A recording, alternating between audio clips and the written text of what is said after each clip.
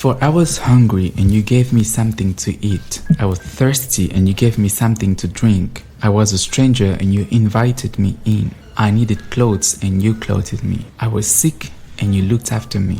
I was in prison and you came to visit me. Truly I tell you, whatever you did for one of the least of these brothers and sisters of mine, you did for me. Matthew 25 verse 35 to 40.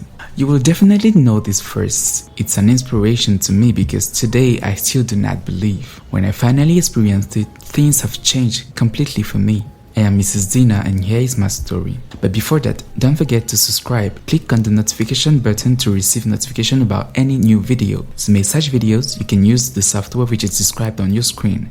And if you were blessed by this story, you can help us to reach more people by donating via PayPal. Stay blessed. My story is quite unique in that I have always been successful without any major challenge. Well, until when I got married. I have never faced major challenges. God gave me that grace and I was grateful to Him. I could see broken families around me, my friends whom after their parent separation went into desperation, and others who became the opposite of who they were. My parents remained together and we had a pretty organized life. Though I was their only child, they were always happy, well as far as I could remember. So I was trying to support others. Kathy, don't worry. Things will get better and maybe your parents will understand themselves one day. We will pray. And God what? Isn't He aware about our condition for a long time? The situation is only getting worse. My parents have already signed the divorce papers. I don't see what else He could do and I don't even know why I'm telling you this. You won't be able to understand Miss Perfect coming from a perfect family. I received such words from my best friend just because I tried to console her. I felt for her. I shared her pain and it was horrible. So I was praying that God should preserve me from such, to strengthen my faith so I stand firm in any such tough situations. I had grown up and by the grace of God, I got married and my parents were proud of me. Everything was great in my couple because our pillar was God. But this happiness started tasting salty then sour because years were passing and I was still not pregnant. It was already 5 years but no sign of pregnancy, yet based on the medical report, everything was fine. Maureen was a very patient and understanding man, so calm that sometimes I had the feeling I was the only one suffering from this situation.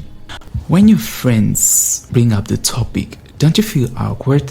I know they constantly ask you that because each time I catch you chatting, they change the topic. Yes, but I am already used to it and I don't see what else I can do. The fact that one cannot have children doesn't mean one shouldn't smile at life. Anyway, I still have hope. His words were really comforting me so much. You will probably be wondering about my mother-in-law. Well, unlike the general conception of a wicked mother-in-law who torments her daughter-in-law, especially when she doesn't have a child, mine was rather more caring and kind to me. I felt like I was with my own mom. Whenever she visited me, she always had such loving words and had even nicknamed me Sarah, and my husband was supposed to be Abraham. Yes, I know I was truly blessed. However, as a woman, I suffered so much in my flesh and cried to God over and over. Tired, I made a suggestion to my husband that we should adopt a child. At first, he was a bit reluctant, but he later on accepted. I had also received support from my parents and in-laws who were tired of seeing me depressed. Maureen and I immediately started to look for an orphanage, and I was already eager to have a child. Unfortunately for me, the procedure wasn't that easy. There were some things to be done and it was much more complex than I thought. One morning, on my way back from the post office, I was about crossing the junction and I felt somebody holding my dress. I turned and it was a little boy who was standing. He was dirty and even smelled. I was trying to free myself. "Please, madam, I am very hungry. Please just give me a coin or a small cake," he said with a small voice. He was very handsome that my heart melted. I took him somewhere. He had a nice breakfast before start asking my questions while he was licking his ice cream. "Tell me, what is such a handsome little boy like you doing all alone in the street?" He said. "I am not alone. I am with my mother and I kept some cake for her." He took me to his mother and I was shocked. She was the mentally ill person that everyone in the neighborhood was avoiding. I never knew she had a child. So I went home, but I was unable to forget about them, especially my lovely boy. Oh yes, I was already seeing him as my son and I was longing to have him with me. I told my husband, who found the idea so absurd that he summoned our two families to try to reason me. According to him, I was already losing my sanity, but despite their long speeches, I stuck to my words. Finally, my father-in-law suggested my husband to accept it just to see what would happen. They all reluctantly accepted to please me. A new procedure was undertaken for the adoption of the kid, and this time things were fast. I abducted Samuel, since that's how we called him, and the mother was in a psychiatric hospital. All our relatives and friends, those around me, couldn't believe it. We were the stupid couple of the neighborhood. My husband tried to kick against it at first, and one evening, after sharing a verse from Matthew 25 verses 35 to 46, he changed his mind and he accepted to take Samuel as his own son. I was so happy, and Samuel was my pride. Finally, I have a child, and when he called me mother, my heart would beat more and more.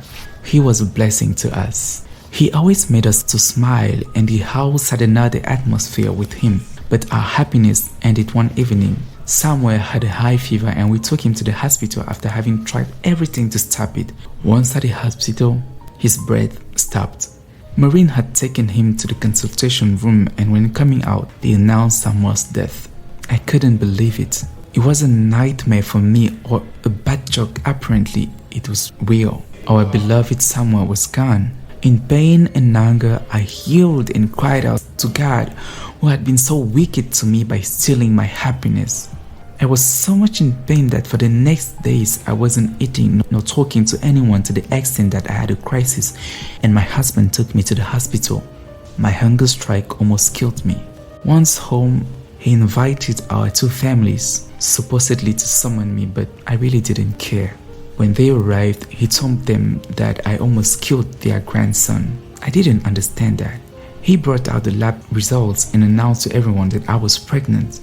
I was scared not to have understood him properly, so I kept quiet, and it was when I saw the reactions that I realized what exactly was going on. I was pregnant for real. I couldn't believe it anymore. Meanwhile, it was true.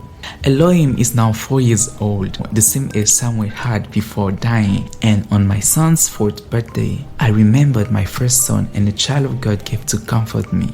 I reached out to this little human being, and he made me carry my own child. I am forever grateful to him. But my case was different. You need to have the spirit of discernment before taking such decision, because you don't bring in anyone into your home. I still miss Samuel, but Elohim gives me happiness, and his father is madly in love with him. Glory be to God and to the Lord Jesus, the shepherd of our lives. Shalom.